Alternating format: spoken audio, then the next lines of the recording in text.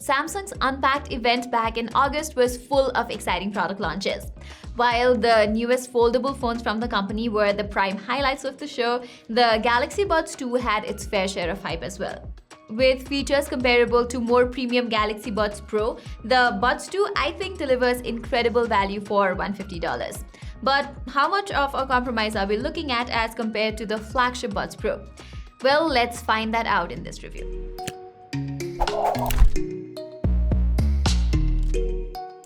Starting with the design, just like the Buds Pro, the Buds 2 comes in this pocketable case, but it's the size of the earbuds that I've liked here. It is smaller and lighter than your typical earbuds, weighing just 5 grams each. They are so light that you might forget about having them in your ear once you start grooving to the music. Likewise, the default ear tips fit securely in my ear, but there are 2 extra pairs of ear tips inside the box. Samsung has even added a fit test feature in the Galaxy Wearable app to help you attain the best fit. All of these factors contribute towards making the Galaxy Buds 2 easily the most comfortable earbuds to put on, even for long hours. I also like how they don't stick out too much from the ears, unlike the relatively bulky looking Galaxy Buds Pro.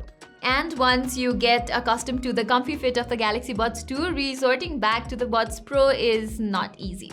Don't get me wrong, the Buds Pro is not uncomfortable by any means, it's just that the Galaxy Buds 2 feels much better, at least to my ears.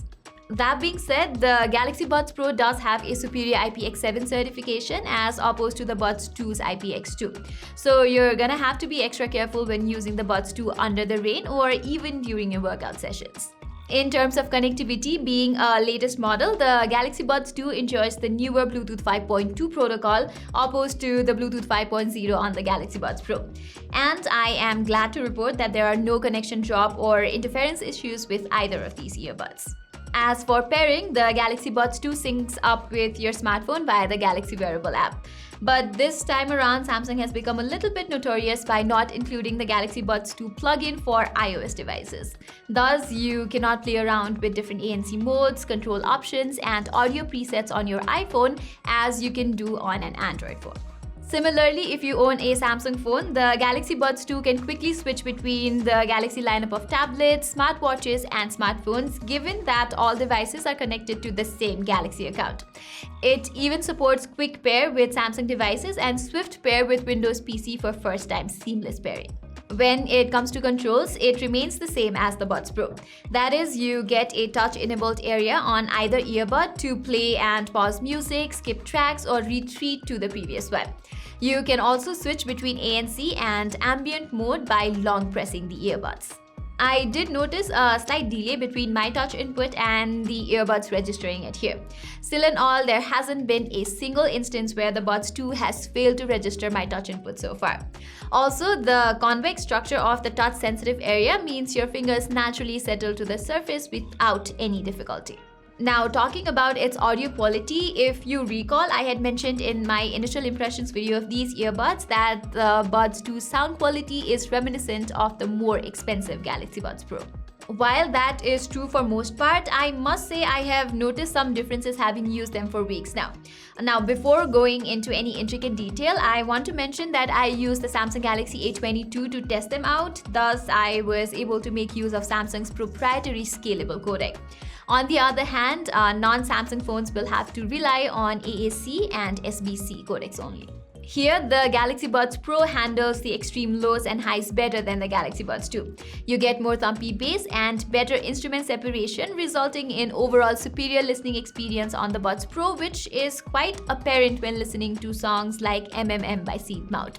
Similarly, American Idiot by Green Day feels more energetic on the Buds Pro. That being said, everyone has different taste in music, and if you happen to be a casual listener who mostly tunes into pop charts, the Galaxy Buds 2 will not disappoint.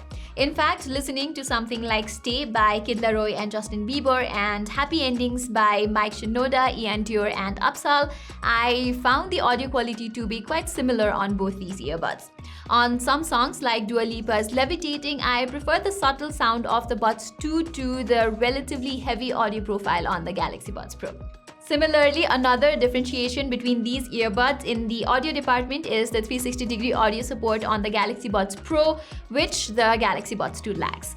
With this, it can track your head movements for an immersive audio experience.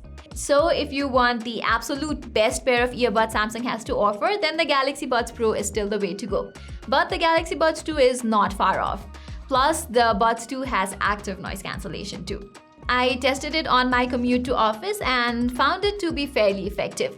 Although it did not cancel the ambient sound completely, it managed to subdue the intensity of traffic noise to a great extent. Plus, I found that it is more effective against low-frequency sounds than, say, bells, horns, and human voices. Having said that, the ANC on the Buds 2 still is not on par with what the Galaxy Buds Pro manages, as the high ANC setting on the Pro delivers better noise cancellation.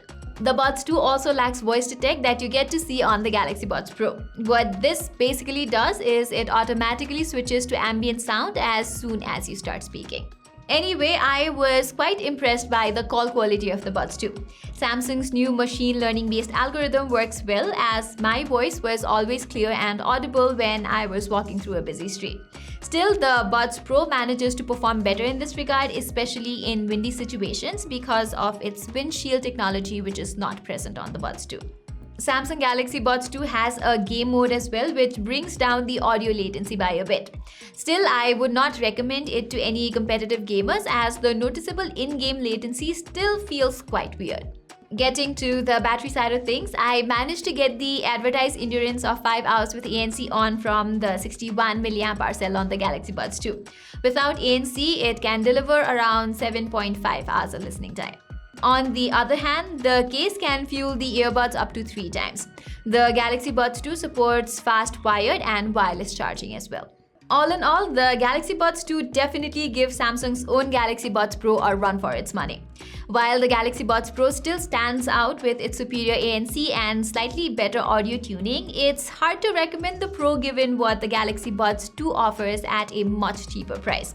So unless you own an iPhone, the Galaxy Buds 2 is among the best pair of TWS earbuds under $150 or some 12,000 rupees in India.